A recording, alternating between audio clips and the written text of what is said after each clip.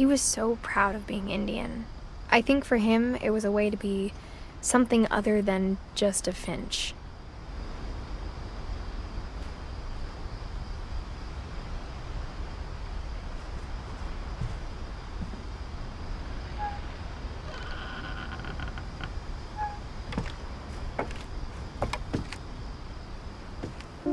On the way back from Lewis's funeral, my mom told me to start packing.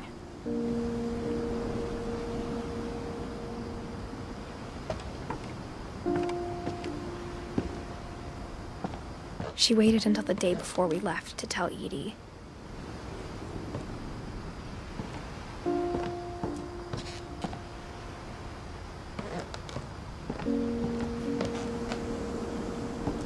I'm not sure if she wanted to make it easier or harder.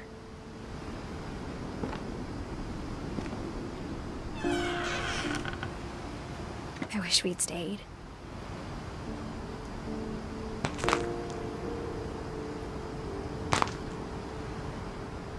But I understand why we left.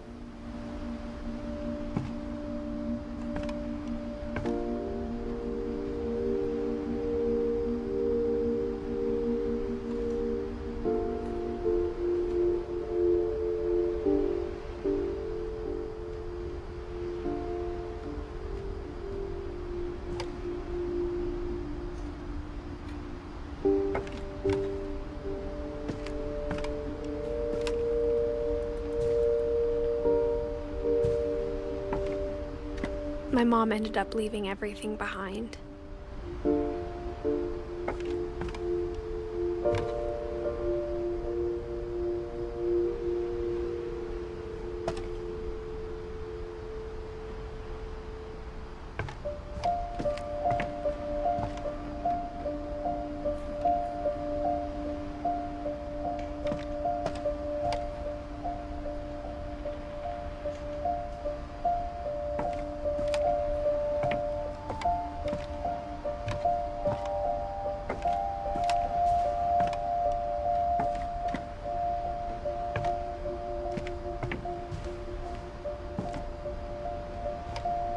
What happened that night had been coming for a long time.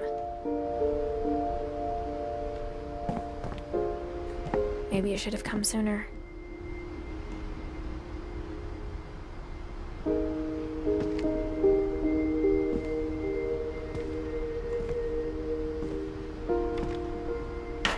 But it had to end one way or another. All that's left now is to tell you about that last night.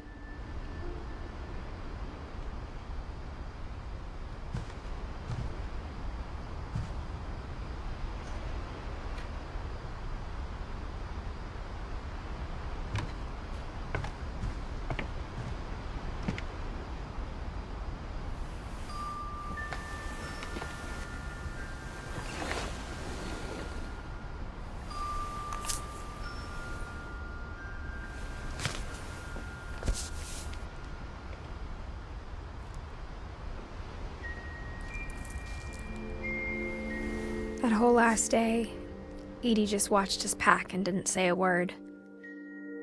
Until supper, when she raised her glass and said, "To our final night together, and all our final nights apart." Grandma, you know what I said about alcohol. Some of your medications are very Edith, specific. I left a present for you in the hallway. Why don't you go open it? The grown-ups have to argue now. I'm sorry, you're right. We're all leaving tomorrow. Let's just enjoy our last... I'm not leaving. Edith, you're excused.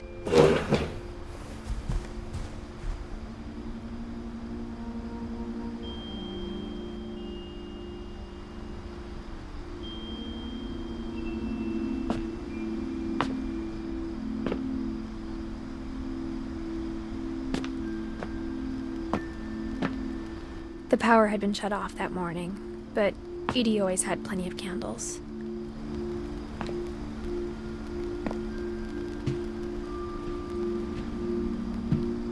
When my mom sealed the library, I don't think she knew about the other entrance.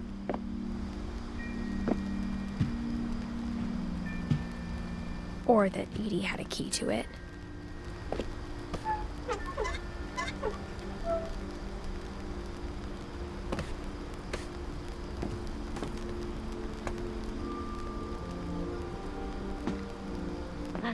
you're afraid of isn't going to end when you leave the house. Edith has a right to know these stories. My children are dead because of your stories!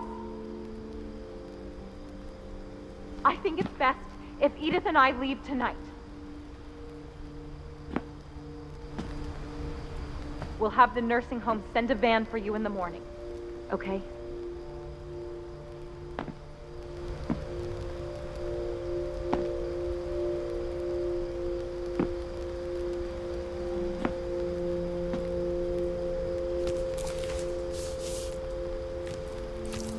Dear Edith, there's so many stories I wish I could tell you, but there's only time for one. This is about what happened on the night you were born.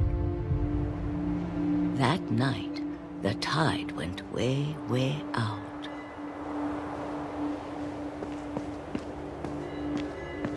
It was the first and last time I ever saw the old house aground. There'd been an earthquake out in the middle of the ocean. They called it the lowest tide in 1,000 years. God, it smelled awful. You know, I've seen that house every day of my life.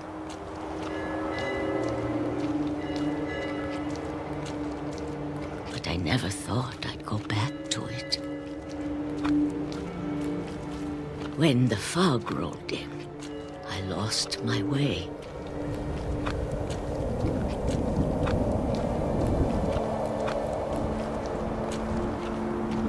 I got turned around.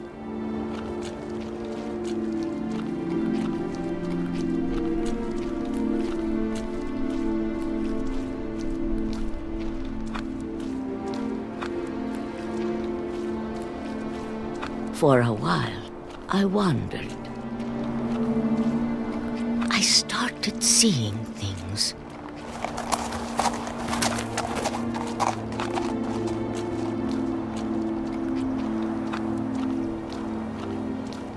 Things I'd forgotten had ever existed.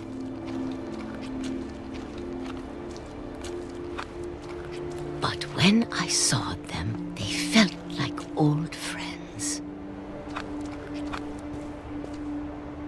That night, a lot of things came back to me. Or maybe I came back to them.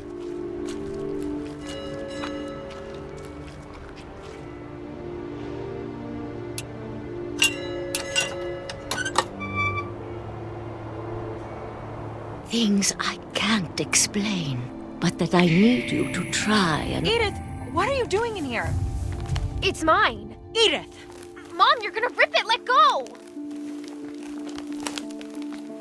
I kicked and screamed, but Mom dragged me to the car.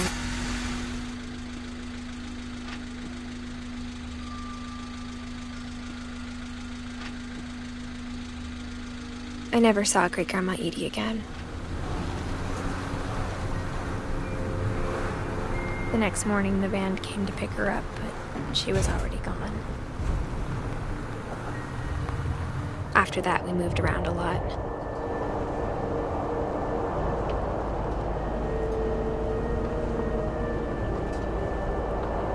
We both tried to make the best of it.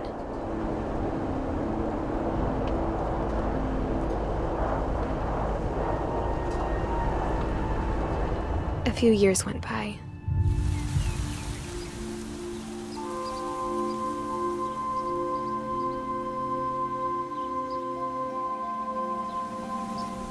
My mom didn't like to talk about it, but she started getting sick a lot. The rest happened pretty quickly.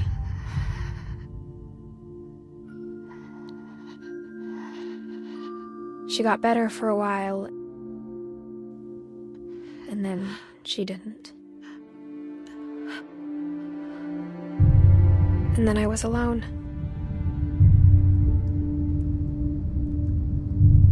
The last Finch left alive.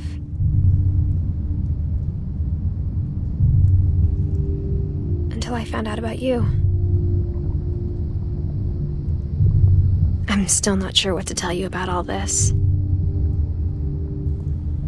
If we lived forever, maybe we'd have time to understand things. But as it is, I think the best we can do is try to open our eyes and appreciate how strange and brief all of this is.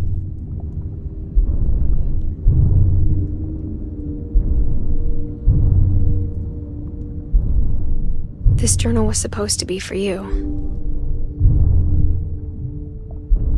But now I hope you'll never see it. I just want to meet you and tell you all these stories myself. But I guess if you're reading this now, things didn't work out that way.